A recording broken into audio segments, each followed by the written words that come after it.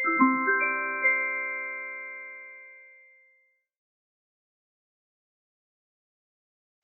saya mulai. Assalamualaikum warahmatullahi wabarakatuh. Selamat siang, salam sejahtera untuk kita semua. Pada kuliahan kali ini kita akan membahas mengenai sistem imun dan gut microbiota. Ya. Jadi saya izin share screen. Jadi apakah slide saya terlihat? Sudah saya kira ya. Ya, Bapak. Hmm. Jadi mungkin kita awali nanti dengan refreshing dulu mengenai sistem imun ya pada manusia ya. Kita akan refresh dulu itu, kemudian bagaimana behavior atau perilaku sistem imun itu, kemudian nanti kira-kira interaksinya di dalam mikrobiota itu bagaimana atau dengan gut microbiome itu bagaimana. Mungkin nanti kondisi yang kita kaji bisa aja kondisi autoimun, kemudian kondisi apa infeksi dan kondisi metabolik ya. Sebentar. Jadi ketiga itu kita akan kaji.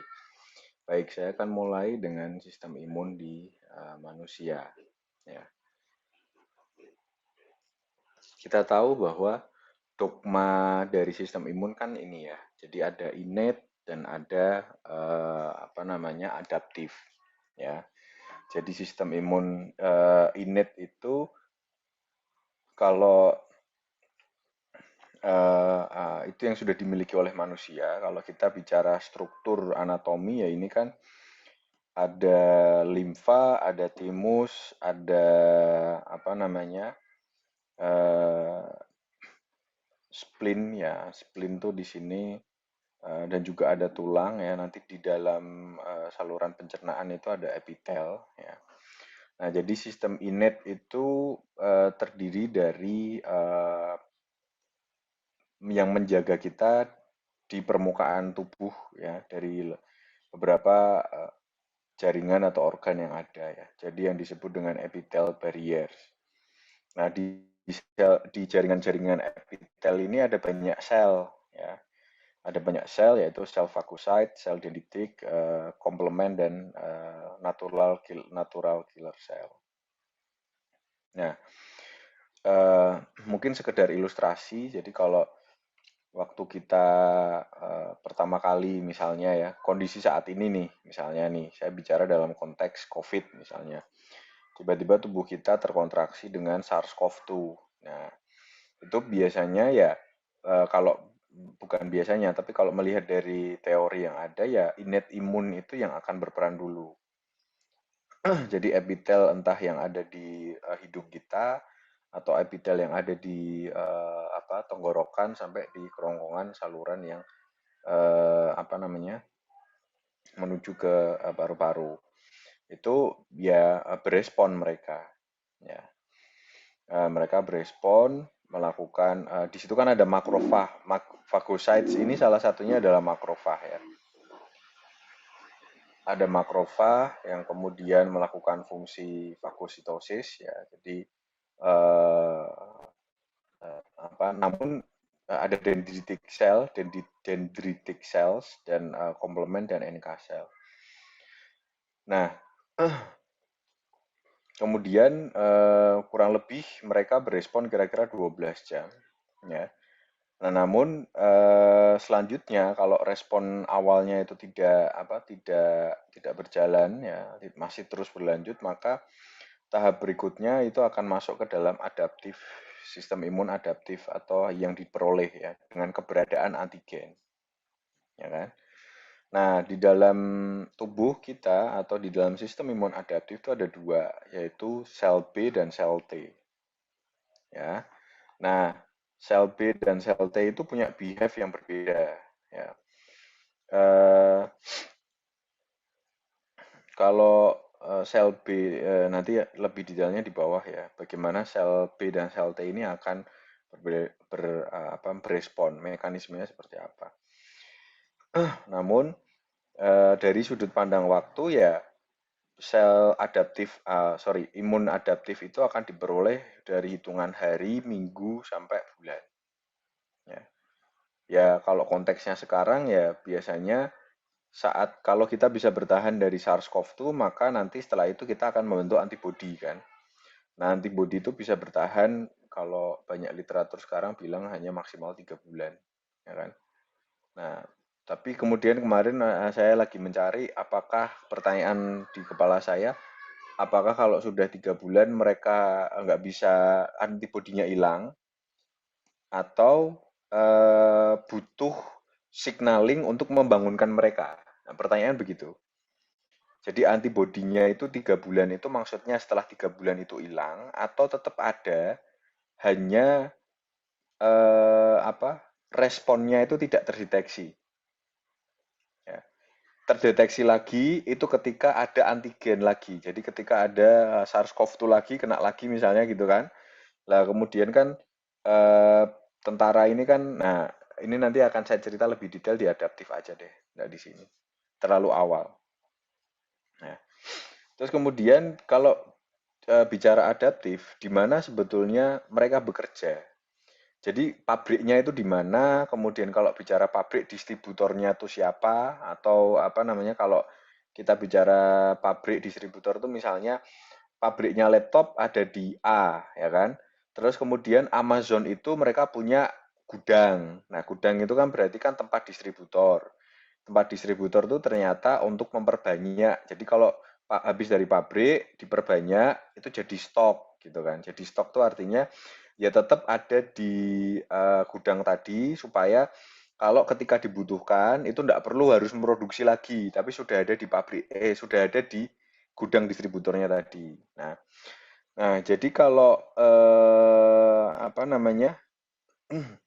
Kalau di sini kalau kalau respon imun adaptif ya, yaitu sel T, itu pabriknya ada di bone marrow ya, di sumsum tulang belakang. Lah, kemudian kalau apa pabriknya tadi sudah matang, jadi sel imun adaptif itu sudah dimatangkan di bone marrow, itu kemudian dikirim ke timus. Ya. Nah, di timus itu ibaratnya untuk stockingnya. Ya, itu untuk sel T. Nah, ternyata berbeda dengan sel B. Nah, kalau sel B sistem imun adaptif itu baik produksi dan pematangan itu ada di bone marrow. Ya, jadi itu bedanya. Jadi kalau sel T limfosit itu diproduksi di bone marrow, tapi stockingnya itu ada di timus. Sedangkan sel B itu baik diproduksi maupun di tandon atau disimpannya itu ada di untuk dimatangkan, maturasinya itu ada di bone marrow. Nah, bagaimana nanti kemudian apa namanya mereka bekerja? Nah, ini saya lanjutkan dulu ke sel apa namanya sistem imun yang apa namanya innate atau bawaan ya. Nah jadi kalau di innate itu kan ada 4 jenis ya. Ada macrophage, ada dendritic, ada neutrophil dan ada NK cell. Nah kalau ada patogen ya kan ada apa namanya antigen gitu aja deh. Antigen yang asing tidak dikenali benda asing itu masuk itu tubuh itu akan mengeluarkan beberapa reseptor. Nah, reseptor ini merupakan ligan, jadi makrofag, dendritrik, dan neutrofil dan NK sel itu mereka itu ligan bagi beberapa reseptor spesifiknya. Jadi kalau ada benda masuk, ya, ini misalkan di layar saya tiba-tiba ada yang mercungul gitu kan, nongol. Nah, kalau yang saya aktifkan adalah makrofag, maka eh, apa barang yang asing yang datang tadi itu berarti memicu pertumbuhan, memicu respon dari reseptor TLR 124, TLR 789 atau TLR itu toll-like receptor. Ya. Nah, sedangkan kalau itu yang ditarget adalah dendritic cell atau pasukan yang diminta aktif itu dendritic cell, maka signaling reseptor yang dipicu peningkatannya karena benda asing tadi itu node like reseptor. Jadi ada node 1, node 2, NLRP3 dan NLRC4. Ya. Jadi kalau ini jalurnya maka nanti dendritik yang akan merespon.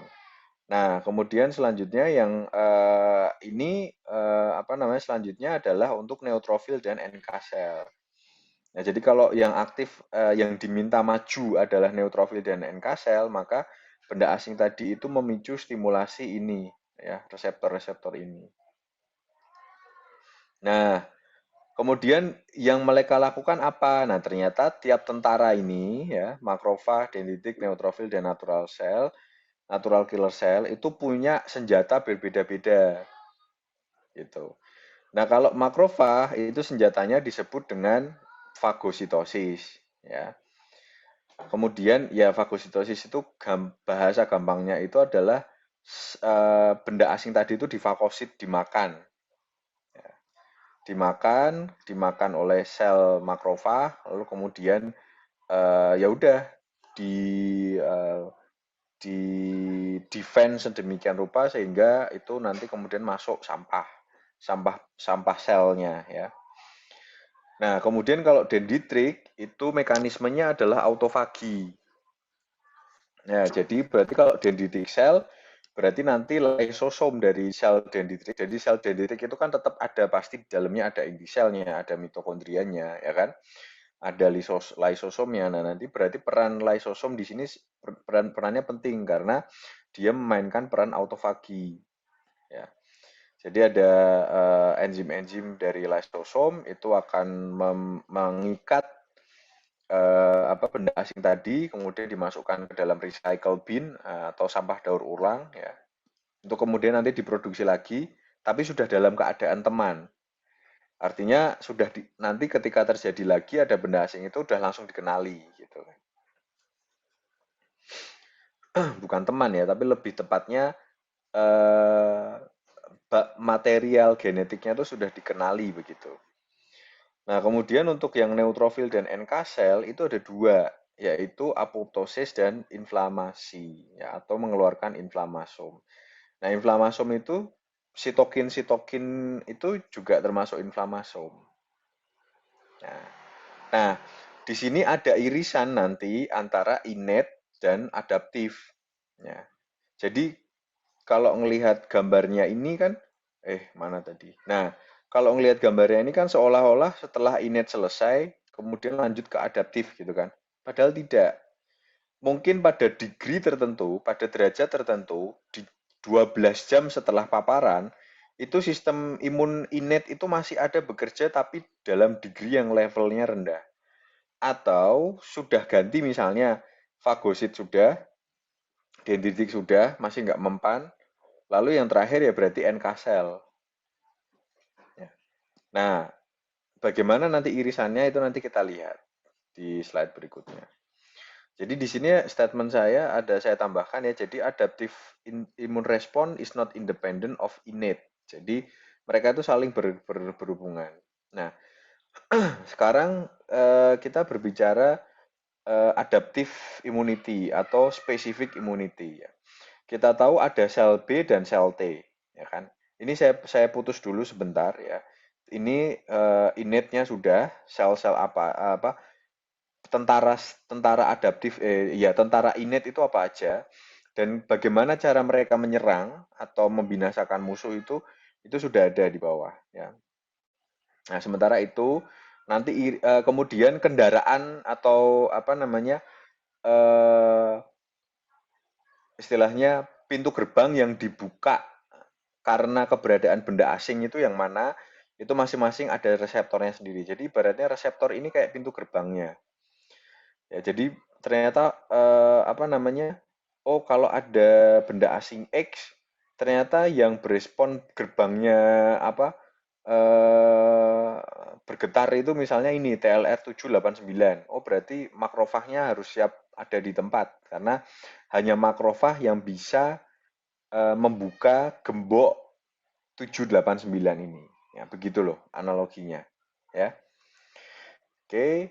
Lalu kalau sudah masuk, sudah kebuka gemboknya, kemudian makrofag ini bisa maju nyerang dengan cara memakan atau memfagosit benda asing tadi. Ya. Nah, sekarang berbicara adaptif. Nah, adaptif tuh selain juga disebut adaptif tuh ada yang bilang, ada yang menulis specific immunity. Nah, jadi di situ kan ada sel B, ada sel T. Kalau sel B tadi ya, seperti yang saya sebutkan, diproduksi di bone marrow, dimatangkan juga di bone marrow. Sedangkan sel T itu diproduksi di bone marrow, tapi kemudian dimatangkannya atau di stoknya itu ada di timus. Ya. Nah, nah ini dia. Loh, kok masih terjadi proses fagosit? Nah, ini dia yang kemudian tadi saya sebutkan adaptif imun respon itu nggak independen terhadap innate imun respon. Jadi prosesnya akan ada irisan eh, pada degree atau derajat tertentu. Ya. Nah, kemudian sel B ini itu nama lainnya juga disebut dengan humoral. Ya. Sedangkan sel T itu disebut dengan cellular immunity. Ya. Jadi cell mediated immunity. Ya. Nah, kalau yang pertama kali, lalu bukan pertama kali, lalu yang mana yang bekerja eh, apa namanya untuk fighting eh, lebih keras kira-kira. Nah, sebetulnya sama aja proporsinya, hanya bedanya kalau si tentaranya sel T ini mampu mengcontain benda asing, ya, maka nanti tentara sel B ini yang akan mengenali kode genetik dari tentara tadi. Maaf kok tentara. Benda asing yang masuk tadi. Jadi misalnya di sini ada SARS-CoV-2 ya. Jadi SARS-CoV-2 masuk di sini. Meskipun gini, ini nggak menggambarkan apa namanya, tidak menggambarkan secara absolut bagaimana defense mekanisme tubuh terhadap SARS-CoV-2. Ini hanya sebagai ilustrasi. Jadi misalnya ada sebuah viral masuk ya, viral itu masuk, kemudian viral masuk itu sudah melewati innate, kemudian eh, bagaimana innate ini bertahan sudah berusaha sekuat tenaga, ya. Nah, bagaimana innate mengaktifkan adaptif respon ini adalah dengan cara mengeluarkan sitokin, saudara-saudara. Nah, itu sebabnya di sini ya NK cell itu mengeluarkan inflamasom. Jadi sitokin-sitokin inflamasi itu dikeluarkan. Jadi kalau kalian kalian baca sistem bagaimana efek sebuah nutrien terhadap IL-6, TNF alfa gitu ya. Pada dasarnya IL-6 TNF alfa itu adalah termasuk sitokin yang dikeluarkan oleh jaringan atau dimediasi oleh jaringan ya untuk membangunkan respon tentara-tentara di adaptif gitu loh. Nah, itu bagaimana cara innate berkomunikasi dengan tentara. Jadi tentara innate itu ibaratnya tentara yang maju paling depan di medan perang gitu kan. Nah, sudah habis-habisan ya kan? Nah, sebelum mereka betul-betul habis, mereka itu menembakkan misalnya kan, ngelempar misalnya ngelempar petasan gitu ya ke atas. Dilempar, kalau petasannya warnanya hijau semua, berarti kita itu mau kalah misalnya. Ya, kita itu mau kalah. Nah, terus gimana caranya lah? Pokoknya aku akan lempar hijau. Nah, yang tentara lapis berikutnya yang disebut dengan adaptif itu siap-siap gitu loh. Nah, yang tentara hijau itu kalau di dalam tubuh itu contohnya IL-6, TNF alfa gitu loh. Jadi kalau mereka turun tidak bisa 100% kita anggap inflamasinya berhenti, bukan. Jadi nggak bisa nggak bisa apa ya sesederhana itu begitu. Memang ada improvement, ya kan? Nah, terus kemudian ceritanya adalah kalau apa ini sudah tadi sudah fagositosisnya ini sudah hampir selesai lah. Sebelum apa namanya mereka habis bener. Jadi sebelum init pasukan yang paling depan tadi habis, itu T-cell, B-cell itu segera langsung siap karena mereka kan harus diproduksi dulu kan di bone marrow kan. Dan itu kan takes time ya. Jadi oleh sebab itu supaya cepat segera dibangunkan, segera diproduksi ya akhirnya muncullah sitokin. IL-6-nya mulai tinggi, TNF-alfanya mulai tinggi. Nah, itu sebagai tanda, hey, T-cell, B-cell, ayo segera diproduksi sebanyak mungkin gitu kan.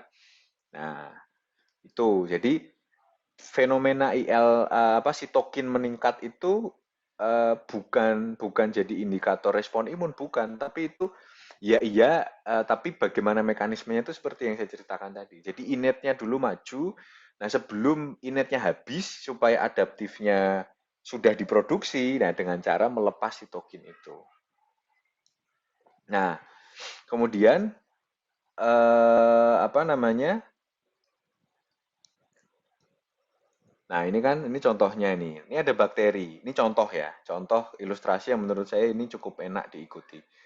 Jadi bakteri ini dianggap benda asing, ya. Kemudian kan bakteri itu akan mengeluarkan antigen kan. Nah, jadi bakteri itu bukan mengeluarkan, jadi ada antigennya. Jadi ada kode genetik yang tidak dikenali oleh tubuh. Gitu. Hebat ya. Jadi sel itu mainnya sudah main kenalan kode genetik gitu. Nah, kita kan bahkan lihat luarnya aja, wah tertarik nih saya sama dia gitu kan. Tapi nek sel kita enggak, sel kita itu pinter. Jadi ngelihatnya sudah kode genetik. Mukanya aja itu enggak jaminan baik atau jelek itu nanti dulu tak baca dulu genetikmu kayak gimana, aku kenal apa enggak gitu loh. Karena nah terus akhirnya eh, antigen ini apa namanya masuk ya ke dalam sebuah sel, lalu di sini makrofag berespon ya. Nah, jika masih belum menang ya tadi sitokinnya dilepas supaya apa namanya T-cell atau B-cell ini mulai memproduksi pabriknya. Nah, lalu T-cell itu ada namanya nanti muncul banyak ya. Jadi kalau macam-macamnya nanti ada, nah ini ya. Jadi T-cell itu nanti punya supresor T-cell, ada T-helper, TH ya. TH cell, ada cytotoxic cell. Nah, jadi tentara sel T itu terdiri dari tiga ya. Ada supresor T-cell, ada T-helper, dan ada cytotoxic cell. Cytotoxic cell. Sedangkan tentaranya sel B itu cuma satu ya. Ini limfoblast ya. Nanti tugasnya sel beta kalau tentara T sel bisa mengurung benda asingnya ya kan. Lalu memorinya sudah dikenal kode genetiknya, kemudian apa namanya direspon oleh sel B dengan cara membuat antibodi. Nah, antibodi itu siapa ya? Ibaratnya semacam cloningnya yang kemudian bisa mengenali tentara tadi. Nah, tentara tadi kalau sudah dikenali oleh antibodi ini, eh, apa namanya, ibaratnya bisa, yuk ikut gitu, baik-baik, nggak usah nakal gitu kan, terus dibawa ke penjara, selesai. Jadi masing-masing nanti, apa namanya, karena antibodinya produksinya makin tinggi, maka lama-lama antigen atau benda asing tadi itu sudah bisa ditaklukkan. Nah, itu secara ringkas karena saya nggak bicara tentang apa sistem imun saja ya. Itu secara ringkas menurut saya seperti itu sudah cukup membuat kita bisa berpikir ya esensialnya nanti di mana. Nah, eh, problemnya adalah ya, sistem imun itu tidak bisa dianggap A tambah B sama dengan C, atau satu tambah satu sama dengan 2, 2 tambah 2 sama dengan 4. Tidak seperti itu. Kalau kita melihat zoom out sebentar, ya, ini adalah banyak hal yang dapat mempengaruhi bagaimana innate dan adaptif itu berespon. Ya, contohnya apa? Aging. Ya, tadi pagi yang kuliah aging, saya sudah ulas. Ya, aging karena kenapa ya? Aging itu punya 8 hallmark yang semua itu kaitannya atau tingkatnya itu di level seluler dan molekuler. Itu mempengaruhi kestabilan genomik ya, makin menurun, telomernya makin pendek, ya kan?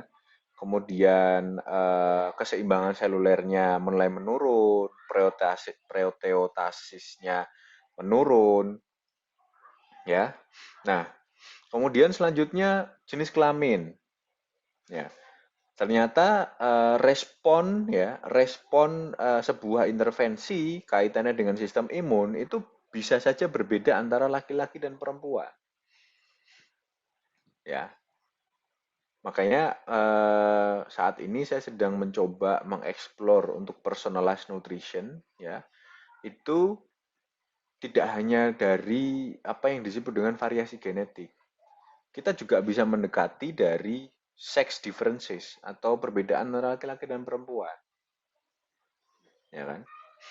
Lalu kemudian kesegaran jasmani dan olahraga. Ya, pagi tadi kita sudah diskusi yang di aging ya. Ya, saya sampaikan juga di sini enggak apa-apa.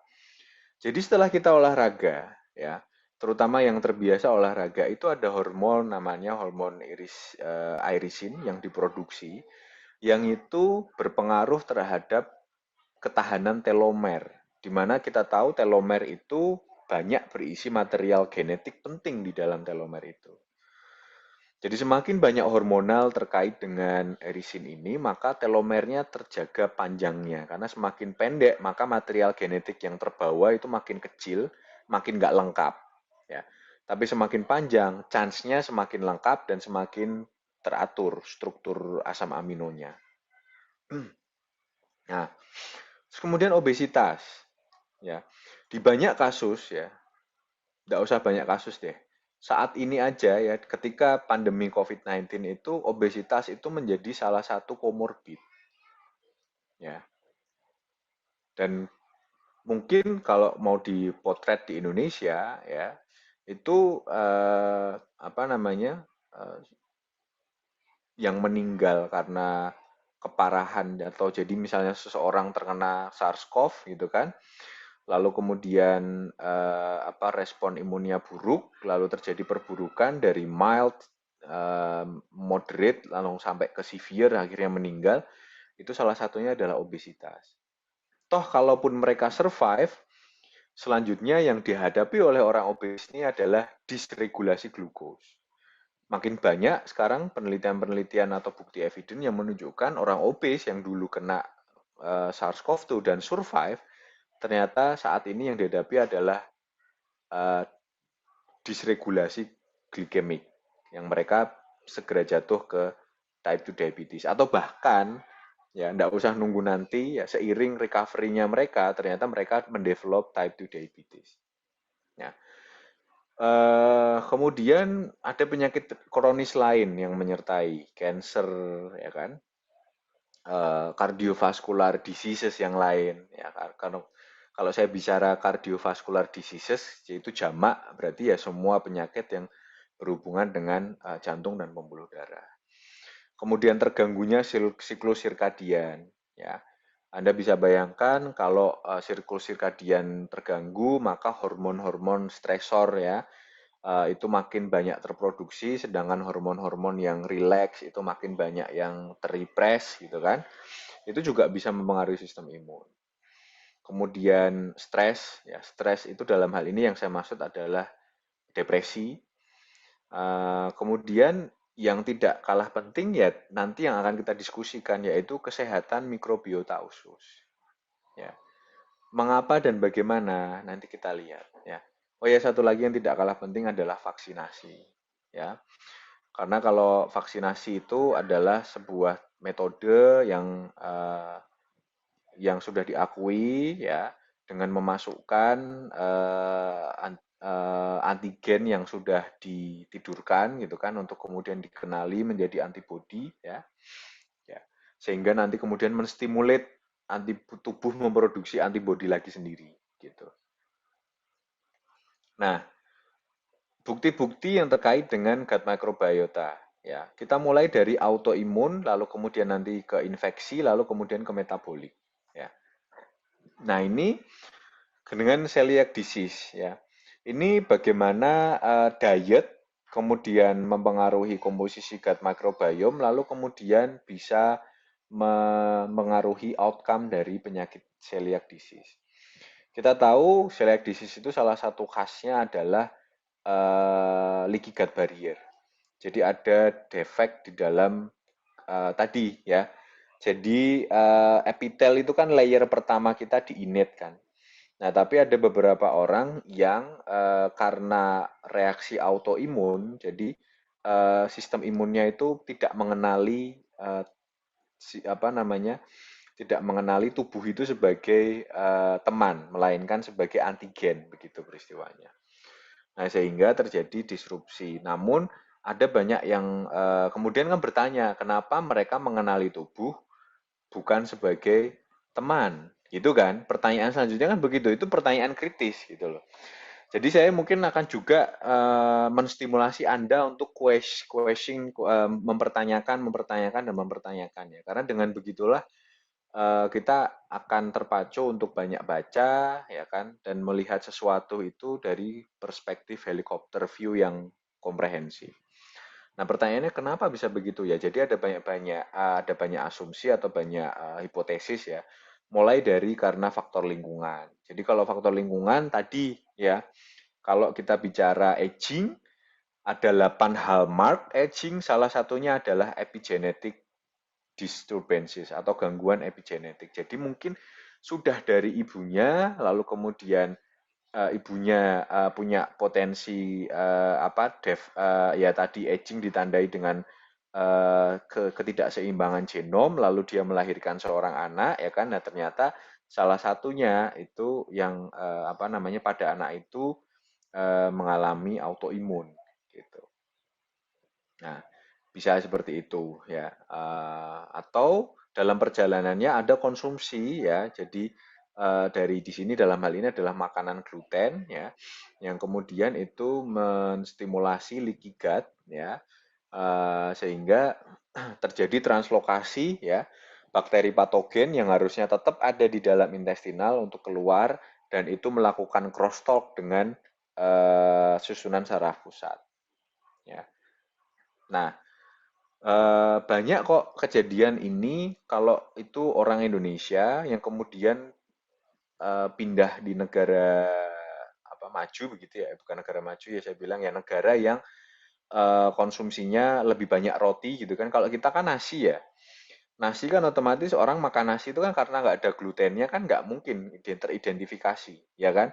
Tapi begitu dia pindah di sebuah negara atau wilayah yang nasi bukan sebagai bahan utama, which is otherwise adalah apa namanya roti, dan ketika mengkonsumsi itu baru ketahuan loh, kok aku sering mengalami tidak nyaman di area intestinal saya dan seterusnya dan kemudian dilakukan pengukuran, pemeriksaan, akhirnya ketemu, oh ternyata ngalamin celiac disease. Seperti itu. Nah ini apa tandanya? Salah satunya adalah lack of bacteroidetes. Jadi bacteroidetes itu salah satu bakteri yang memproduksi short chain fatty acid, ya kan? Apakah itu butirat, apakah itu asetat, ya. Nah, apa namanya? Di sisi lain malah golongan-golongan apa namanya yang firmicutes yang meningkat. Nah, nah dari situ kelihatan rasionya jomplang. Nah, kalau rasionya jomplang maka terjadi disbalance. Nah, disbalance ini sebagai sebuah tanda bahwa mikroba yang ada di intestinal orang celiac itu nggak diverse gitu.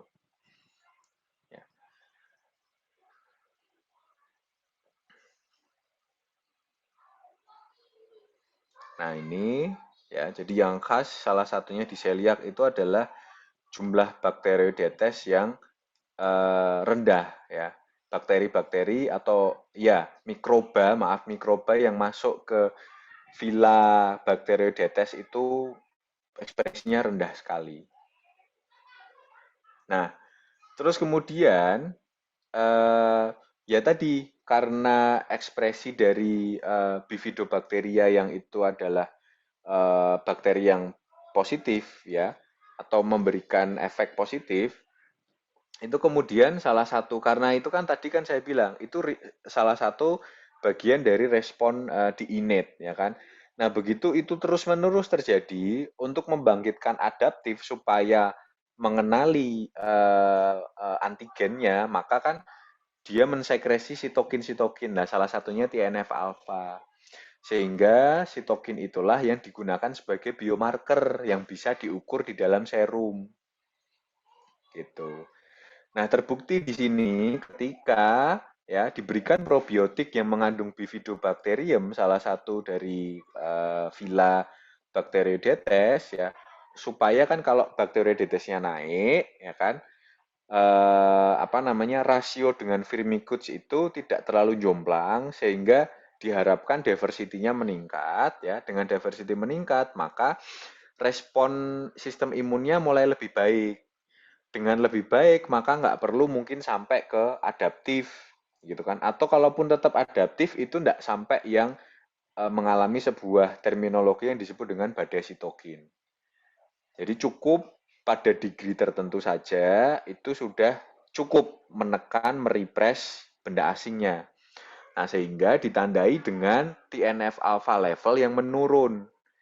Ya, tadinya tinggi ya kan karena dia harus memberi sinyal ke seluruh tubuh kan. Karena kalau di serum atau di darah itu kan berarti levelnya kan sistemik kan. Jadi dia memberi respon ke seluruh. Nah, karena responnya sudah bisa dikontain, dikelola di intestinal, maka TNF alpha di serum mulai menurun. Artinya, oh ini sudah bisa terkendali nih. Nah, responnya menurun. Seperti itu. Nah, terus kalau tadi prebiotik, tadi probiotik, sekarang kita cerita prebiotik. Ya. Nah, ini lagi-lagi randomized control trial. Jadi saya lebih banyak mengulas mengenai RCT ya, saudara-saudara, karena studi RCT lah yang pendekatan yang tepat untuk menjawab sebuah sebab dan akibat. Kita nggak bisa menjawab sebab akibat dengan studi-studi observasi, cross-sectional, case control itu nggak bisa. Karena itu kan hubungan kan. Hubungan itu kan bisa aja dua hal terjadi bersamaan tapi satu dan lain-lain itu belum tentu saling sebab akibat gitu loh. Saya dimengerti ya. Ini prinsip awal metodologi riset ya, desain riset ya. Oke, ini kembali. Kalau tadi sudah probiotik, sekarang gimana kalau prebiotik? Nah, kita lihat hasilnya ya. Dilihat tidak hanya dari komposisi gut microbiome tapi juga dilihat ke bagaimana produksi short chain fatty acid-nya ya. Nah, kita lihat ya kan nih ya, total SCFA. Jadi total short chain fatty acid pada kelompok yang diberikan prebiotik itu lebih tinggi post intervensi ya dan berbeda menurut kelompok ya pada kedua kelompok kan ya signifikan. Nah, ini sebagai tanda ya, kalau short chain fatty acid-nya meningkat sebagai tanda proof of concept bahwa ternyata prebiotik pun juga mampu. Jadi kalau probiotik kan berarti bakterinya langsung ditambahkan, ya kan? Dalam jumlah tertentu dia bisa bertahan melewati lambung sehingga hanya sedikit mungkin yang tetap harus terkena efek asam lambung, sisanya bisa masuk sampai ke kolon, ya kan? Nah, cara lainnya gimana kalau prebiotik yang diberikan? Ternyata prebiotik di sini eh, inulin khususnya ya, ternyata juga memberikan efek yang sama, ya kan? Dilihat yang pertama dari short chain fatty acid-nya. Jadi produksi short chain fatty acid meningkat, tandanya ya bakteri-bakteri short chain fatty acid producer itu komposisinya makin naik dan fungsionalitasnya membaik, gitu. Ya.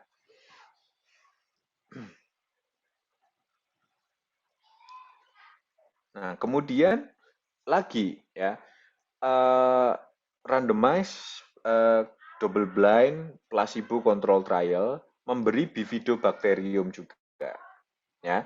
Dan ternyata kalau tadi dilihat yang TNF alpha berarti ngelihat sitokinnya kan. Nah, sekarang lihat sel B-nya ya, yaitu antibodinya ya kan. Berarti kalau tadi inetnya sudah berespon dengan cara melepas sitokin untuk memberikan sinyal ke adaptif, tolong dong produksi tentaramu gitu kan. Nah, sekarang dilihat benar. Sekarang kita lihat nih di sini selain mereka melihat sitokin inflamasinya ya, ini ada macam-macam nih, ada TNF alpha ya kan. Kemudian lihat juga antibodinya yang diproduksi oleh sel B, yaitu imunoglobulin. Nah, di sini terlihat bahwa ya pos intervensi ya TNF alfanya ya TNF alfanya itu menurun tapi nggak begitu signifikan. Ini kan 0,08 ya. So I would say in the borderline ya. Nah, apa namanya? Namun di sisi yang lain ketika dilihat respon sel B dalam memproduksi antibodi yaitu imunoglobulin ternyata ya yang mendapatkan yang mendapatkan probiotik itu antibodi yang terbentuk makin banyak gitu. Jadi ini saya lanjut ke nah satu lagi kemudian selanjutnya yang terkait dengan etiologi autoimun ya. Itu salah satunya adalah type 1 diabetes. Jadi memang di kita ya atau di masyarakat awam ya umumnya dikenal adalah kenapa kok terjadi type 1 diabetes karena terjadi kerusakan sel beta pankreas ya. Nah, saya tidak tahu apakah seperti itu aja sebenarnya cukup enggak gitu. Tapi sebagai akademia ya kita harus bertanya why kenapa sel beta pankreas itu mengalami kerusakan gitu loh. Ya kan? Apakah itu kerusakannya defek itu terjadi sebelum janin itu terbentuk gitu kan atau saat proses pematangan organ-organ saat di janin gitu ya saat proses pematangan gitu kan atau kapan gitu. Nah, eh, sebetulnya ada sebuah paper menarik ya itu dari eh, apa namanya eh, dari promotor saya. Ini yang paling baru ya kalau bicara type 1 diabetes ya. Karena kan berarti kan kalau kita bicara kerusakan sel beta pankreas berarti target organnya adalah pankreas gitu kan. Nah, kemudian ini mereka eksperimennya di mice ya. Jadi Emrah Altin di sini asisten profesor di Boston ya. Eh, Yoslin Diabetes Center ya di Harvard Medical School ya. Jadi mereka saya belum baca persis gitu kan di sini ceritanya bagaimana gitu. Tapi dalam kondisi eh, eh, si gut microbiome ini punya peran dalam meregulasi pertumbuhan dari atau ya eh, grow dari sel beta pankreas gitu ya.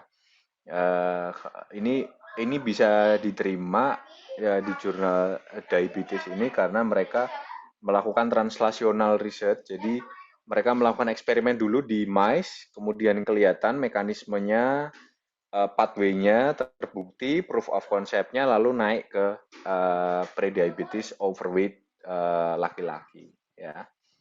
Dan proof of concept mereka terbukti juga di manusia gitu. Oke, kembali ke slide saya ya.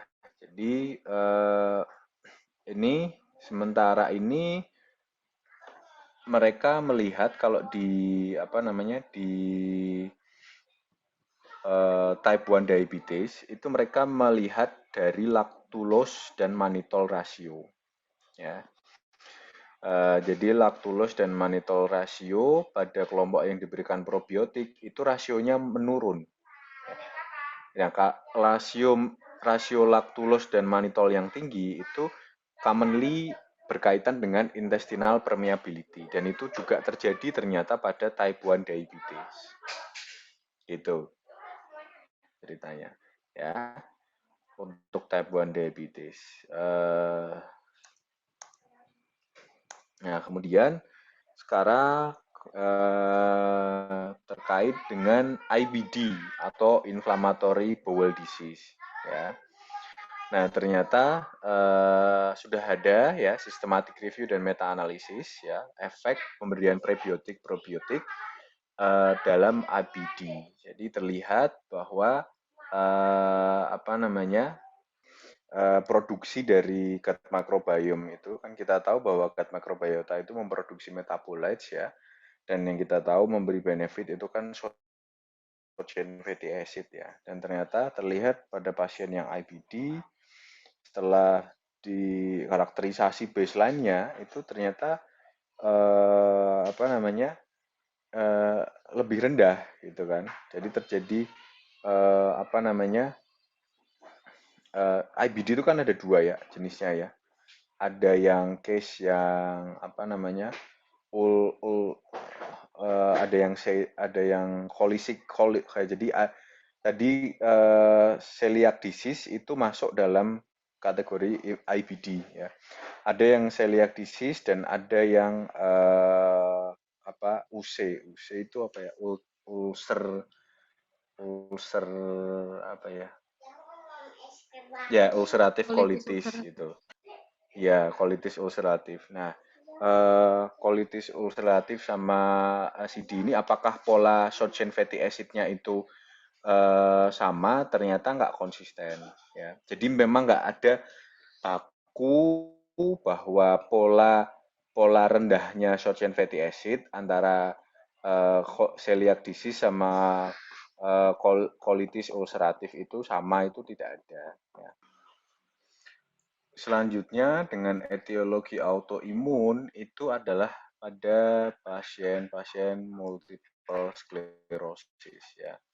Saya tidak tahu di Indonesia itu sebanyak apa ya kasusnya semeningkat apa, tapi di sini terlihat bahwa eh, kalau tadi berbicara imun respon ya, maka kalau sel T itu kan akan apa namanya sel T itu akan memproduksi salah satunya T helper sel T helper ya kan. Nah, ini terlihat dari grafik pertama untuk bakteri untuk mikrobiota Akkermansia ini ya.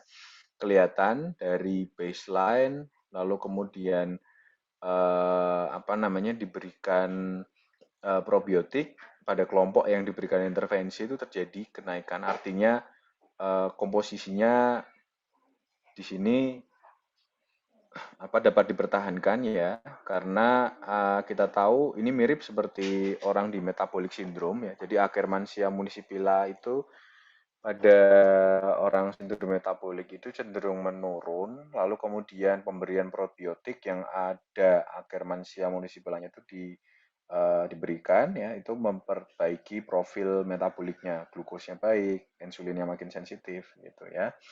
Nah, jadi terlihat ternyata di sini disebutkan di artikel ini kalau Akkermansia itu salah satu yang bisa memberikan sinyal untuk sel T itu memproduksi sel T helper 1 ya.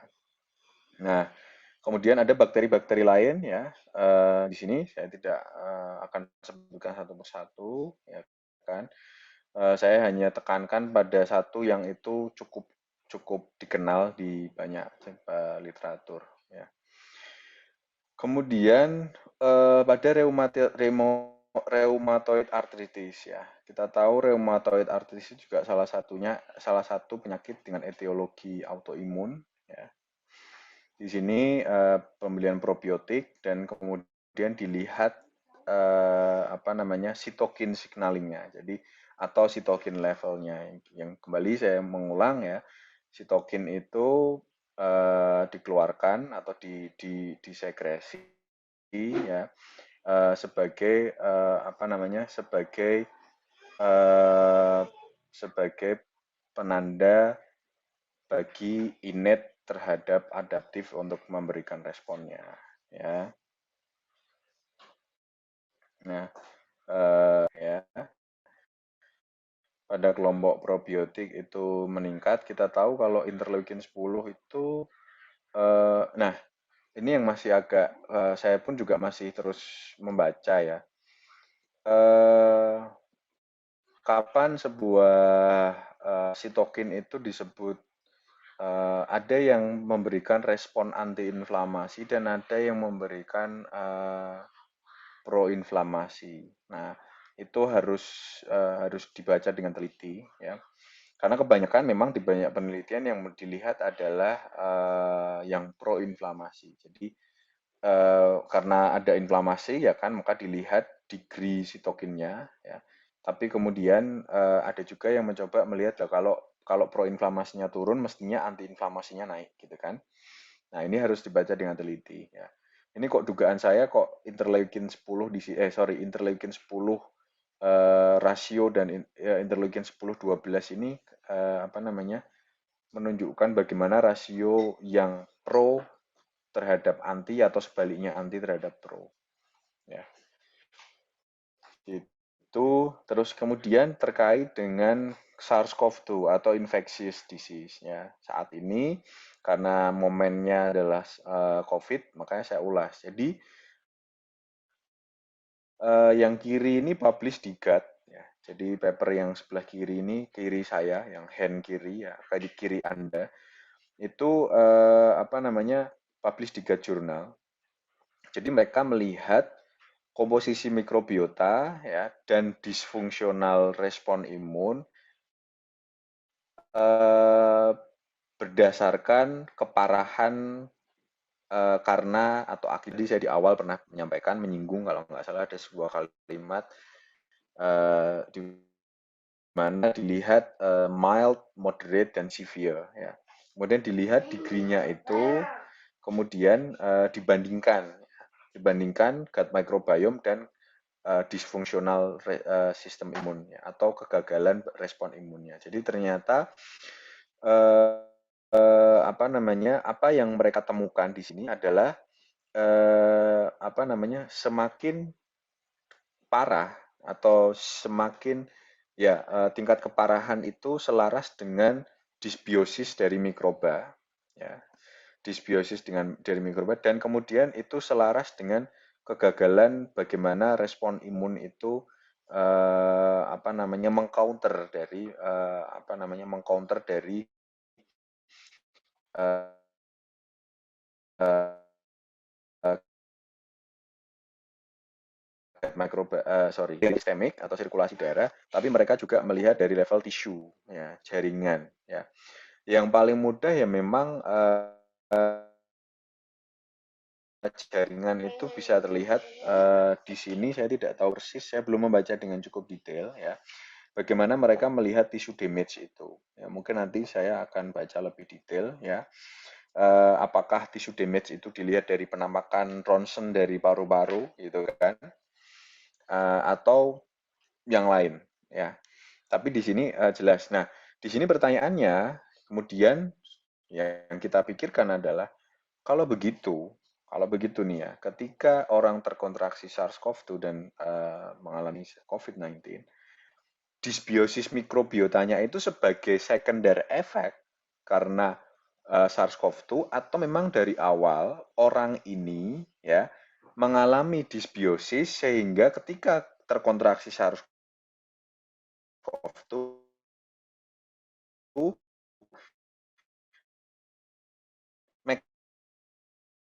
mekanisme pertahanan diri itu disbiosis itu akibat SARS-CoV-2-nya atau sejak awal orang ini terkena SARS-CoV-2 karena sudah mengalami disbiosis yang itu kemudian ketika terkena SARS-CoV-2 makin parah. seperti itu. Nah, eh, salah satu yang memungkinkan adalah begini. Tadi melihat kompleksitas dari sistem imun. Ya. Sistem imun itu bukan single faktor etiologi yang kemudian itu menjadi penyebab. Ya. Ada banyak hal. Bisa jadi betul bahwa seseorang pas saat itu mungkin gut microbiome-nya dysbiosis. Sehingga respon imunnya dia ketika terjadi terkontraksi dengan SARS-CoV itu tidak begitu bagus. Tapi kan sayangnya sebelum terkontraksi kita harus mengukur kan. Kita harus lihat kan alpha diversity, beta diversity-nya. Lalu ketika terkontraksi diukur jadi bisa dibandingkan, ya kan? Nah, namun kalau kita melihat dari publikasi yang sebelah kanan, yang systematic review, ini terlihat tampaknya paper ini lebih ke dalam suatu gambaran bukan seolah-olah, semacam secondary effect dari SARS-CoV-2. Jadi seseorang terkontraksi SARS-CoV-2, gitu kan, lalu kemudian gut microbiome-nya itu terjadi shaping atau perubahan ya, di mana lebih banyak mikrobiota patogen yang kemudian apa namanya komposisinya lebih banyak, sedangkan yang mikrobiota yang lebih memberi benefit ke kesehatan itu ekspresinya, jumlahnya, fungsionalitasnya makin turun, yang itu kemudian juga diduga berkontribusi pada keparahan seseorang dari awalnya mungkin mild, dia berubah menjadi moderate, atau bahkan sampai ke severe. Nah, regardless case mana yang memungkinkan, ya kan? Terlepas dari case mana yang memungkinkan, ya, saya rasa dari perspektif nutrition itu penting untuk menjaga optimal dysbiosis sejak awal, ya enggak? Jadi sejak dini penting untuk menjaga komposisi ini dalam keadaan yang bagus, baik dari alfa maupun dari beta, ya. Dalam satu villa atau apa namanya antar komunitas ya mikroba itu. Nah, kemudian apa namanya sehingga dengan menjaga apa namanya richness mikrobiota sejak awal ya, maka ketika pun terjadi kontraksi patogen dari luar, apakah itu dalam bentuk viral, apakah itu dalam bentuk bakteri, itu kemudian mekanisme pertahanan dirinya mungkin lebih baik begitu. Ya, meskipun tidak ada jaminan juga, ya. Tidak jaminan juga sampai nanti saya menemukan paper mereka bisa punya data pre dan post COVID mengenai gut microbiome. Apakah yang gut microbiome-nya itu dengan balance richness yang bagus sejak awal, itu mereka tidak vulnerable untuk jatuh ke moderate sampai ke severe dibandingkan yang tidak. Nah, ini penting. Ya, saya belum menemukan publikasi itu. Atau mungkin saya yang melewatkan, ya. Nah, lalu kemudian selanjutnya terkait dengan penyakit-penyakit metabolik, ya. Potensial mekanismenya seperti apa untuk gut microbiome? Yang pasti adalah memaintain gut barrier function, karena kita tahu sel epitel itu adalah termasuk layer pertama sistem imun tubuh kita yang sudah dimiliki, yaitu innate, ya kan? Nah, jadi kita tahu ketika gram positif, gram negatif, ya, atau mikrobiota itu dalam komposisi yang bagus, ya, di mana gram negatif tidak terlalu banyak, ya, gram positif atau mikrobiota sebagai short chain fatty acid producer itu lebih banyak, ya, maka gut barrier atau mukosa epitelial itu integritinya bagus, ya. Jadi ini integrity itu ini loh, ada villi ya. Villi ini banyak sekali pembuluh-pembuluh darah di villi ini. Ini terjaga bagus sekali ya. Sehingga ketika layer pertama di mana mereka itu adalah bagian dari innate imun ya kan. Ketika ada patogen pertama, patogen masuk dan dikenali di sini ya, itu mekanisme signalingnya itu bagus gitu loh. Jadi bagusnya itu ketika mikroba itu datang masuk ke saat apa pertama kali datang, langsung jaringan itu memberi sinyal, ya, menstimulasi di sini apakah itu mukus atau intracellular signaling seperti contohnya adenosine monofosfat jenis-jenis AMP, ya kan. Nah, lalu kemudian di situ men-trigger kemudian ya ini makrofag, dendritik, semua innate itu maju dulu, ya kan, proaktif, ya, sebelum mereka memberikan sinyal kepada sinyal sel T dan sel B untuk bergerak. Itu kan. Nah, lalu kemudian kalau itu bisa teratasi teratasi dengan baik dengan keberadaan mikroba yang diverse-nya terjaga, maka selesai, ya. Paling nanti apa namanya benda asing tadi suatu saat datang lagi itu dikenal dengan alergi atau alergen misalnya, ya.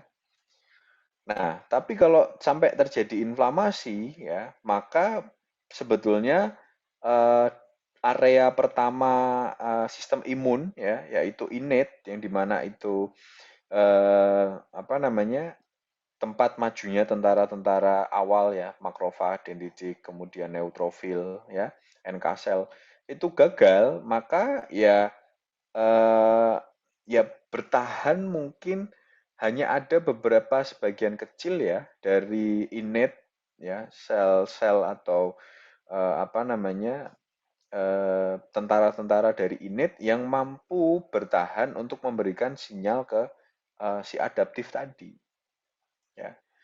Nah, apabila itu terjadi terus-menerus, ya, maka ya tidak bisa dihindari, ya, namanya gut barrier ini, maka fungsinya akan hilang. Nah, fungsi yang kegagalan ini kemudian terjadi translokasi dari gram negatif yang kemudian harusnya tetap ada di dalam kolon, itu kemudian lepas ke sirkulasi, ya. Kalau ini lepas ke sirkulasi, ya itu menjadi endotoksin, ya. Maka ditandai dengan kadar LPS yang tinggi di dalam darah melalui pengukuran LPB misalnya, ya. Nah, bagaimana mempertahankan integriti itu, ya harus ada keadaan apa namanya simbiosis yang mutualisme, ya. Jadi apa namanya simbiosis mutualisme itu apa, ya? Kita harus memperkaya bakteri mikroba yang ada di tubuh kita itu, kalau mau eksogen ya harus memberikan apakah itu either probiotik atau prebiotik gitu kan. Atau kalau misalnya konteksnya lah Pak kan nggak semua bisa beli prebiotik, probiotik, prebiotik. Ya betul, ya tidak apa-apa. Berarti bermainnya di apa? Di komposisi zat gizi atau komposisi nutrien. Ya. Prebiotik itu kan nggak harus diberikan dalam bentuk kapsul prebiotik, mahal, ya kan? Alternatifnya apa? Ya coba diberikan kompleks karbohidrat misalnya. Karena kompleks karbohidrat pun itu berarti kan memberikan polisakarida, ya kan?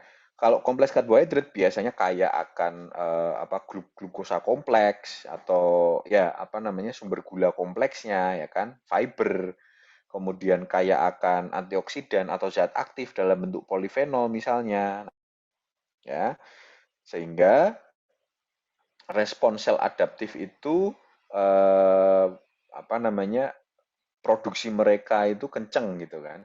Jadi kalau initnya sudah maju, makrofag maju, dendritik maju, neutrofil maju, sudah bagus pertahanannya, kemudian muncul mereka segera memberi sinyal berupa sitokin ke inflamasi untuk membangkitkan apa namanya respon imun adaptifnya, ya, kemudian pabriknya yang di bone marrow langsung memproduksi apa namanya sel T dan sel B, mereka pun bisa segera langsung menuju ke sirkulasi dan ke organ atau jaringan yang terkena tadi, ya, dalam hal ini konteksnya kita bicara intestinal kan, epitelial di jaringan intestinal.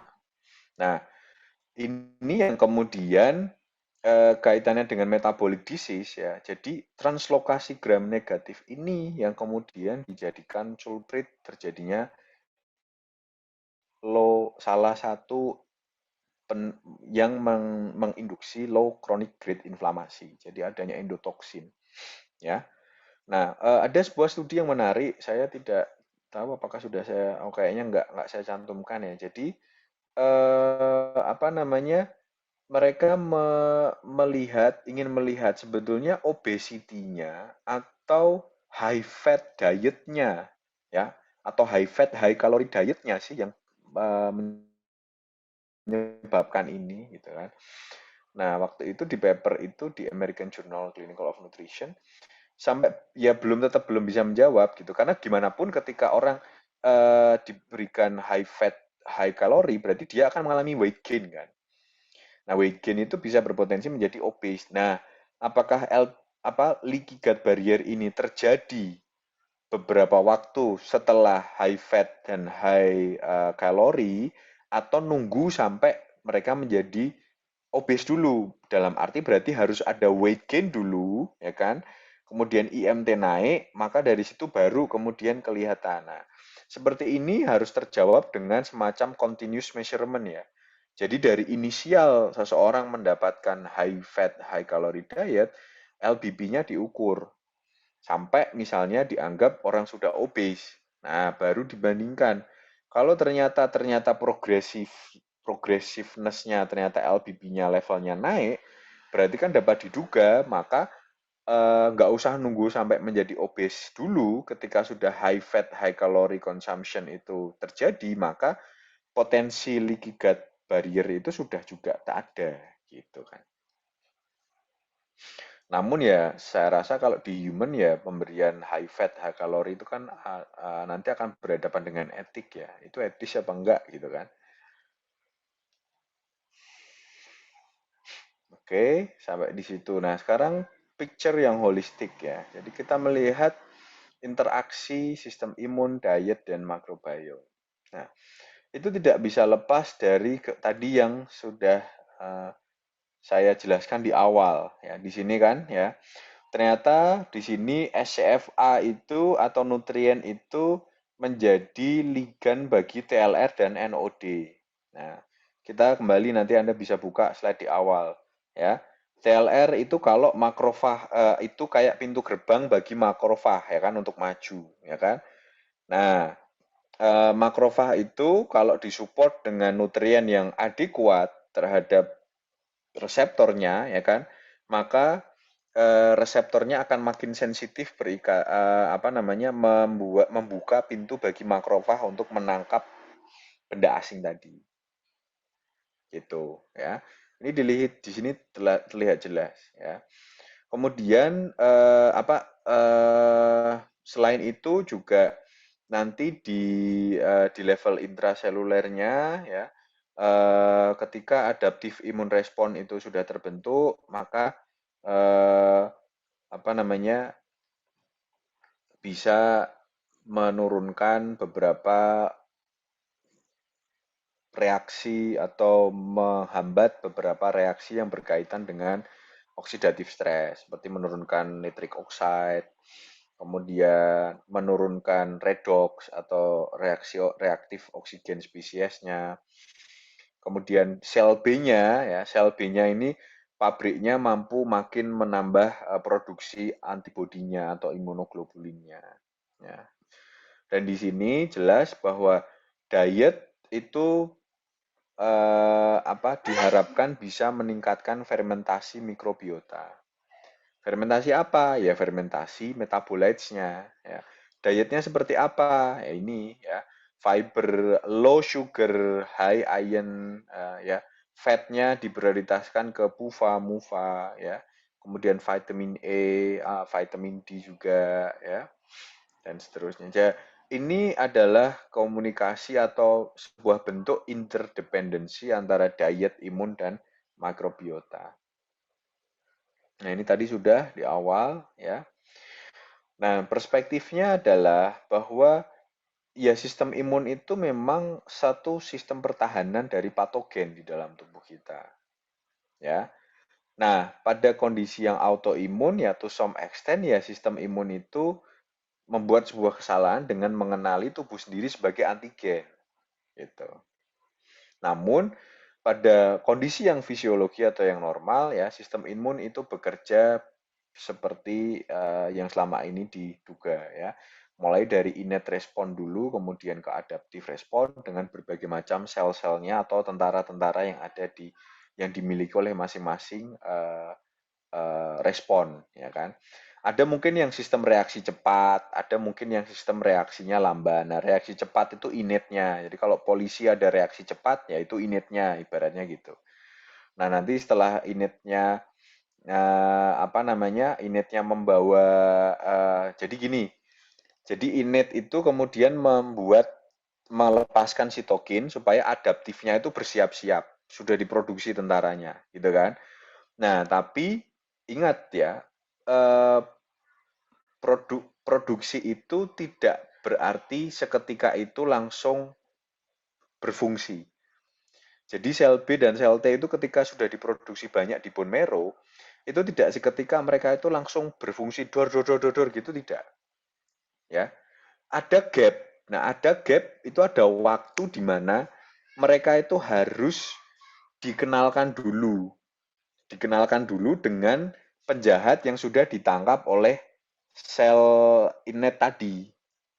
Jadi misalnya pasukan reaksi cepat sudah menangkap 10 orang asing gitu kan.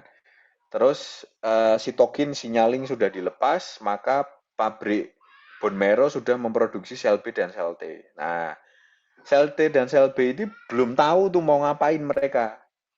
Jadi mereka tuh belum tentu nembak dor, belum tentu ngebom duar gitu, belum tentu. Nah, init itu harus tadi 10 tangkapan tuh harus dibawa dulu, dikenalin. Nah, yang bawa siapa? Reseptor tadi. Dikenalin dengan tentara-tentara sel T dan sel B. Nah, kalau sudah kenal, mereka jadi tahu. Contohnya misalnya nih, yang dikenalin virus gitu kan. Nah, kalau yang dikenalin itu adalah virus, maka tidak punya pilihan. Sel T ini harus menghancurkan rumahnya. Jadi selnya sendiri itu harus dibom. Karena sel virus itu kan mainnya di interseluler kan. Jadi mereka main di dalam, kode genetiknya dilepaskan ke nukleus sel yang sehat, kemudian mereka mengakuisisi sel tadi, kemudian menjadi virus itu bereplikasi dari situ, gitu kan? Nah, tidak ada cara lain, ya sudah, tak kasih bom atom aja. Nah, sel T sudah mengkode begitu, ya. Jadi tidak ada pilihan lain, bom atom. Nah, itu jadi proses peradangan yang terjadi pada seseorang itu berfungsi bisa juga dianggap sebagai respon fisiologi untuk mengisi gap waktu tadi. Mengisi gap waktu sel T dan sel B mengenali musuhnya untuk kemudian membuat sebuah tindakan yang tepat. Gitu. Jadi ketika Anda kayak mengalami batuk pilek gitu ya, itu kalau langsung direspon seketika, wah ini aku batuk pilek, sebelum batuk pilek aku harus minum obat dulu. Nah, itu belum tentu memberi benefit.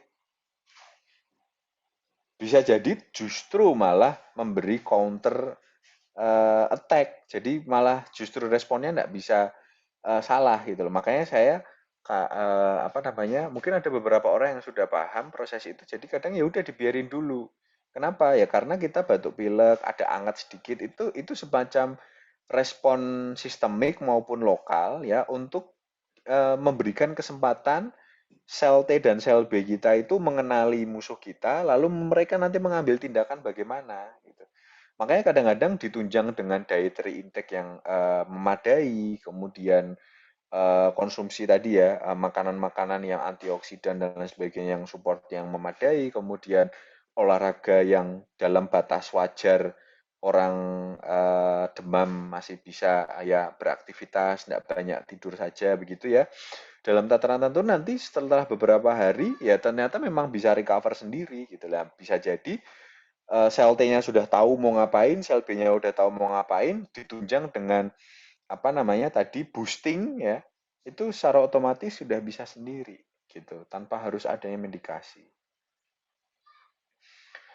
Nah, ternyata memang banyak bukti sekarang yang menunjukkan peran gut microbiome itu dalam menunjang sistem imun ya. Jadi kalau kita bicara puzzle tadi ini ya, itu gut microbiome itu sudah ada bukti definitifnya menjadi pengisi salah satu puzzle-nya.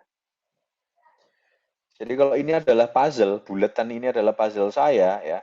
Ini gut microbiome ini sudah layak dimasukkan ke dalam puzzle ini karena sudah ada evidence base-nya ya.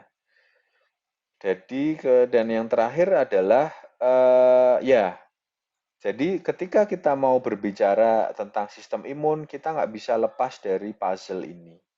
Ya, karena itu menentukan. Misalnya Anda mau membuktikan proof of concept sebuah dietary intervention memberikan benefit. Tapi ternyata orang yang Anda intervensi itu orang obes. Nah, ini harus hati-hati juga, ya kan? Di grup saya dulu itu ternyata kalau ngasih intervensi prebiotik itu gagal.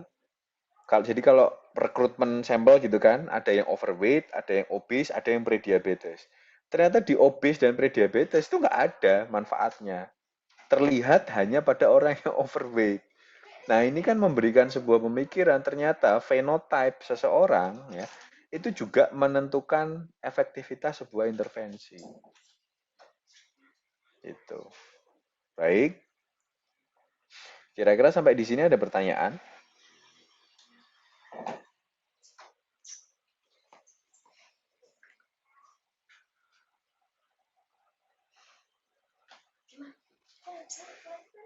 Silahkan jika mau ada pertanyaan.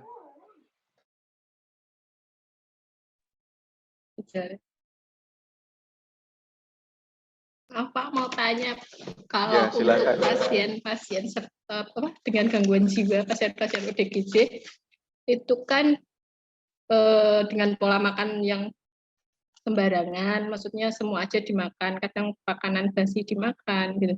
Tapi justru imunnya kok malah bagus ya, jadi jarang sakit gitu. Itu pernah ada jurnal atau artikel tentang itu nggak? Belum pernah baca saya. Kok bisa tahu imunnya atau jarang indikator imun baik itu karena jarang sakit gitu? Ya, kalau yang Atau di luar-luar ya, kalau yang di dinas sosial kan sudah terjamin makannya,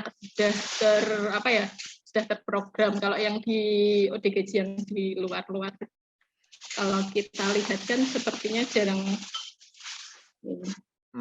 kan itu ya Bu ya. Ini pertanyaan menarik ya. Jadi nanti mungkin saya harus diskusikan dulu dengan apa dokter psikiatri atau ya orang yang atau psikiater gitu ya Bu ya. Tapi kalau kita lihat kalau hanya dari pengamatan tampaknya mereka tidak pernah sakit itu kan eh, mengenal diri mereka aja enggak gimana mengenali kalau mereka itu sakit gitu loh. Ya, jadi pertanyaan saya malah di situ. Jadi, apakah betul perspektif kita yang melihat mereka jarang sakit, lalu kita simpulkan bahwa imun mereka bagus, atau apa namanya?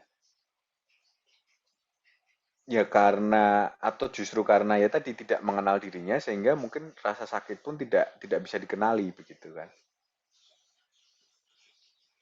Namun kalau bicara pada orang dengan gangguan jiwa, khususnya orang dengan depresi, ya, jadi kemarin itu kalau nggak salah ada penelitian kok dari salah satu psikiater di Undip, penelitian doktoralnya, dia memberikan probiotik pada orang depresi. Ya, sayangnya tidak dilihat gut microbiotanya, tapi kemudian terjadi penurunan hormon-hormon yang itu sifatnya stresor, ya, seperti contohnya apa ya? Kortisol ya kan, jadi kortisol levelnya turun gitu. Nah, secara secara komunikasi antara seorang psikiater dengan pasien ya, kalau dari reportnya sih ada merasa lebih baik gitu kan. Nah, apa namanya? Namun sayangnya yaitu gut microbiotanya tidak diukur. Nah, tidak dilihat begitu. Jadi ya, kalau dilihat kan bisa kita lihat secara utuh gitu loh. Bahwa oh ternyata memang perubahannya dimediasi oleh tadi rasio misalnya rasio Bacteroidetes dengan Firmicutes-nya berubah misalnya karena kan di kita kan paling banyak kan Lactobacillus dan Bifidobacteria kan di Indonesia isi dari apa probiotik itu kan. Sehingga diharapkan dengan pemberian itu maka rasio terhadap Firmicutes kalau jumlah bifidobakterianya naik berarti kan rasionya lebih meningkat. Nah, apakah tadi rasionya yang lebih rendah kemudian bergeser lalu kemudian itu ditunjang dengan kortisol yang lebih menurun, kemudian mereka istirahatnya jadi lebih optimal gitu kan. Nah, itu kira-kira mungkin mekanismenya begitu. Tapi kalau tadi pertanyaannya sistem imun mereka lebih baik, saya masih menyangsikan gitu kan. Karena kan hanya kita lihat saja ya. Jadi parameternya juga masih hanya sebatas melihat. Jadi kalau melihat itu saya nggak cukup yakin gitu sih Bu. Bisa ada dua sisi. Ya betul sistem imunnya bagus. Ya kalau beneran kan luar biasa. Yang makannya sembarangan karena mereka nggak kenal makanan yang apa yang ini makanannya masih bagus atau sudah basi gitu kan. Atau justru ya karena mereka nggak mengenal diri mereka, ya sistem mereka pun nggak mengenali bahwa mereka itu sedang dalam kondisi yang sakit atau enggak gitu sih. Kalau di sini sih, kalau yang apa agak parah gitu, biasanya pasien-pasien yang asupannya memang kurang, asupannya inadekuat. Kalau yang biasa aja makannya banyak, Maksudnya ODGJ ya Bu ya? ya. Kalau yang pasien-pasien biasa makannya banyak, bahkan punya temennya diambil itu malah biasa aja. Jadi kayak laboratnya juga bagus. Terus ya diagnosanya cuma schizofren gitu aja. Tapi kalau yang asupannya dia nggak mau makan, semakin turun gitu. Jadi Turun, iya. Ya. Wah ini menarik Bu, terima kasih ini insight-nya. Banyakkah Bu kasus schizofren di sana Bu, di Kendal? banyak. Banyak Bu, Tapi yang meningkat. rawat inap paling kita cuma punya 10 bed. Selain itu Oh. di poli apa rawat jalan. Meningkat nggak Bu kasusnya Bu? Iya, kemarin malah dari apa remaja itu ada beberapa anak-anak juga. Itu karena pas saat COVID ini atau sebelumnya memang sudah ada tren kenaikan? Kalau yang remaja ini COVID sepertinya ya mereka ada yang ini apa sekolah daring itu stres apa kayak Frustasi. depresi gitu frustasi ada. Terus kalau yang Oh, anak-anak masih dikaji sih. oke. Penyebab. Ya, ya, ya. Menarik ya Bu. Ya, terima kasih Bu eh, Bu Tri Wahyuni nanti.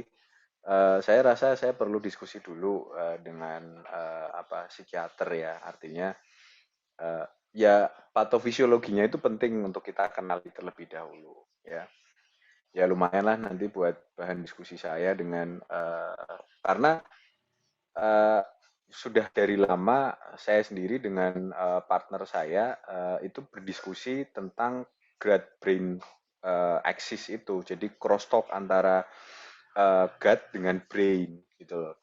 Nah, kalau melihat dari etiologi terjadinya schizofren, mestinya ada impair signaling di brain, ya kan?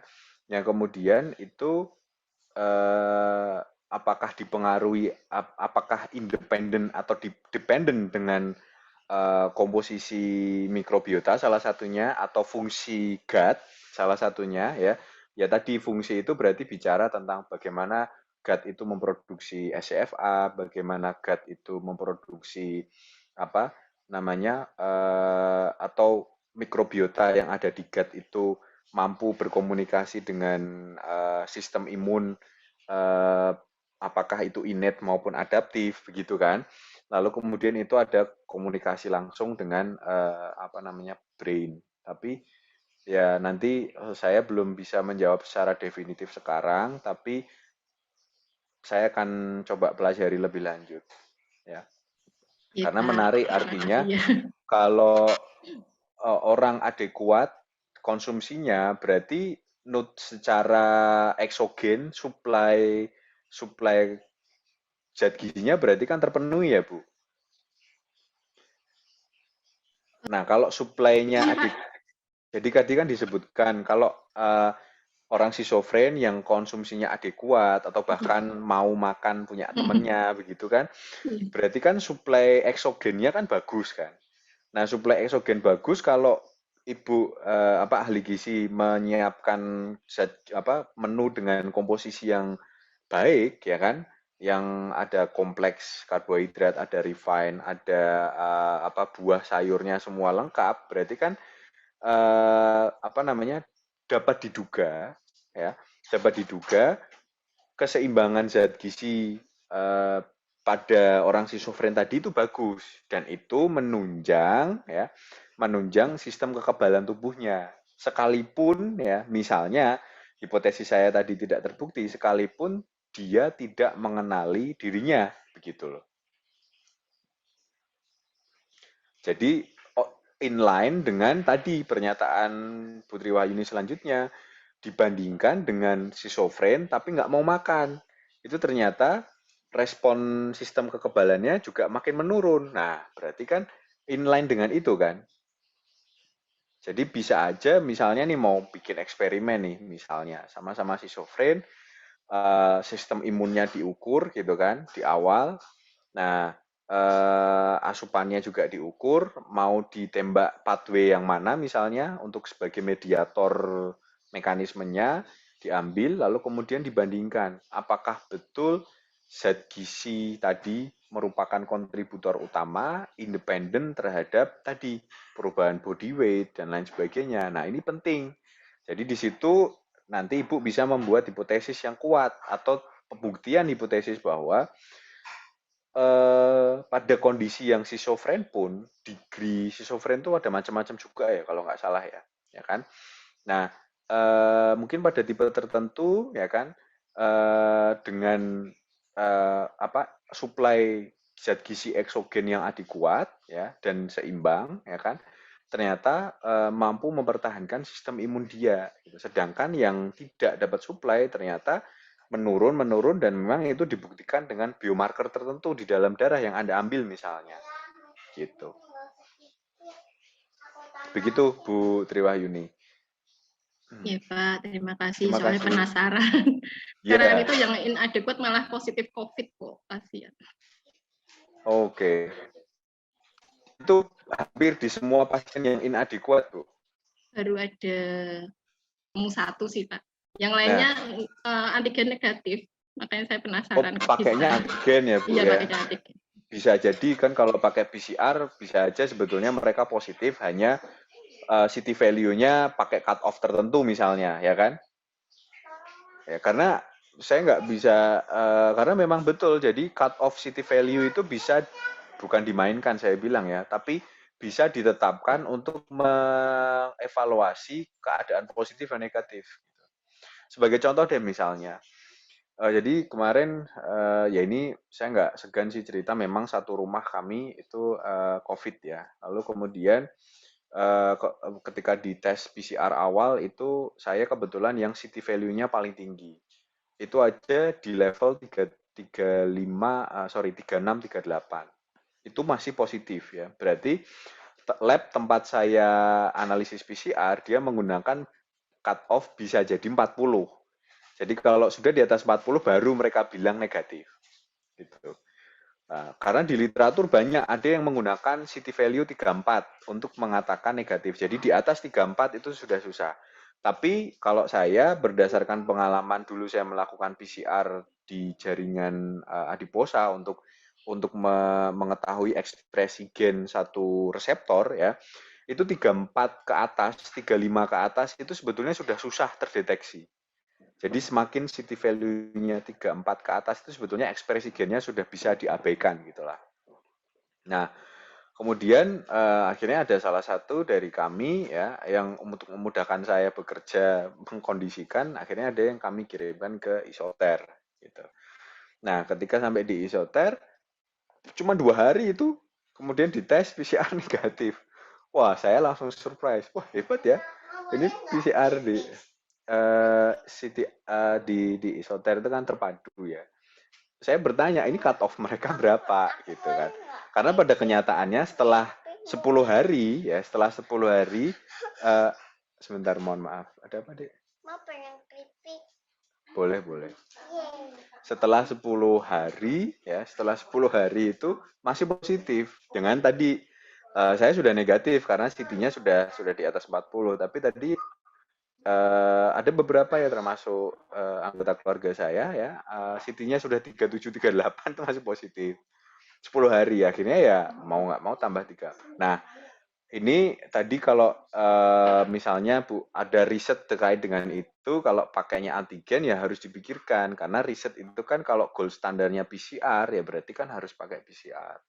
Misalnya ini ya melihat interkonektivitas antara gut microbiome, dietary intake sama apa namanya SARS-CoV-2 apalagi pada kondisi schizofren.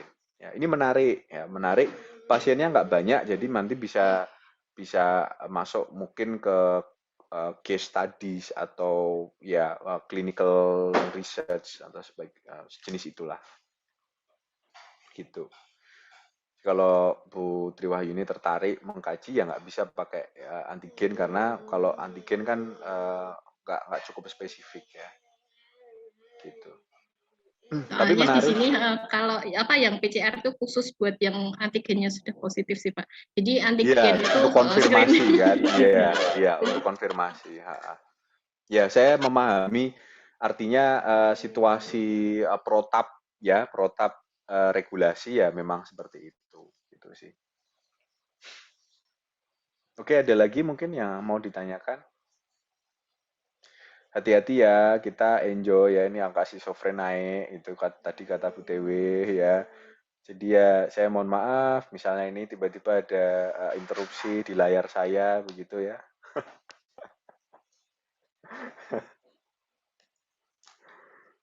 Monggo silahkan. Apa namanya? Ada pertanyaan yang lain? Nah, tadi bagian di leaky gut barrier dan metabolic disease itu akan muncul lagi besok ketika saya bicara gut microbiome dan obesity. Ya, mungkin agak lebih berbeda kalau ada yang sudah pernah mendapatkan slide dari kakak kelas, agak lebih berbeda karena saya akan pertajam ke responder dan non-responders. Ya, dalam rangka ini terutama kan ada yang sudah bekerja di rumah sakit ya, gimana untuk mendekati apa personalized nutrition ya. Jadi personalized nutrition tidak hanya dilihat dari kebutuhan orang yang memang berbeda satu orang dengan yang lain ya. Tapi bisa dilihat dari tadi kacamata responder dan non responder ya. Jadi nanti kalau penelitian obes itu kalau ingin lihat hasilnya ada itu obes yang kayak apa.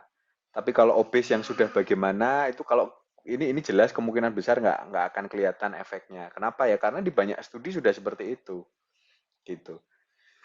Seperti itu ya. Nanti akan saya tambahkan di sana. Jadi agak saya modif ya. Termasuk ini kan slide materi tahun ini kan agak berbeda dengan tahun yang lalu. Itu sebagai sebuah bentuk improvement saya sih apa terhadap pengkayaan materi. Oke.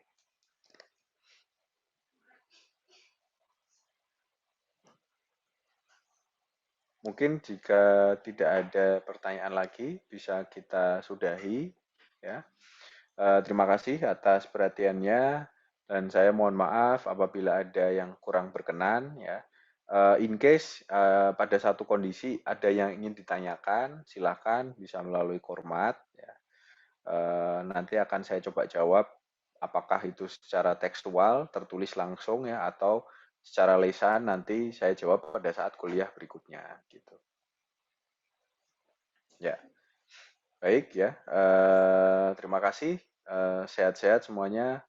Saya tutup. Assalamualaikum warahmatullahi wabarakatuh. Selamat siang. Waalaikumsalam.